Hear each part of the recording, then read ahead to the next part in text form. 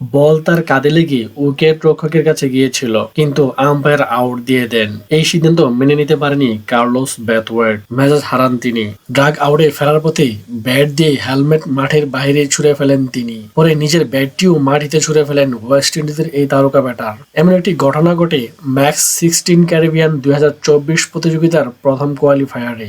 New York স্ট্রাইকার্সের হয়ে grand ক্যানাম জাগুয়ার্সের বিপক্ষে bat করছিলেন ব্রেথওয়েট। জশুয়া লিটলের একটি বল ব্রেথওয়েটের কাঁধে লেগে উইকেট রক্ষকের হাতে গিয়ে পড়ে। তারা আউটের আবেদন করলে আম্পায়ার আউট দিয়ে দেন। তাতেই চমকে যান ব্রেথওয়েট। কিছুক্ষণ ক্রিজে দাঁড়িয়ে থেকে ডাগ আউটের দিকে হাঁটতে থাকেন। বাউন্ডারির কাছে পৌঁছে হঠাৎ মাথা থেকে হেলমেট খুলে বল মারার ভঙ্গিতে মারেন তিনি। হেলমেটটি গিয়ে পড়ে বাউন্ডারির বাইরে। ব্যাটও কিছুটা ভেঙে যায়। ডাগ আউটে বসে থাকা ব্রেথওয়েটের সতীর্থরা ধরা চমকে গিয়েছিল। পরে বাউন্ডারির কাছে গিয়ে ব্যাট ছুঁড়ে ফেলেন তিনি। গিয়ে বসেন একটি চেয়ারে। বোঝাই যাচ্ছিল এই সিদ্ধান্তে কতটা বিরক্ত হয়েছেন এই ব্রেথওয়েট। তবে এই ঘটনার একটি ভিডিও সামাজিক যোগাযোগ মাধ্যমে এখন ছড়িয়ে পড়েছে।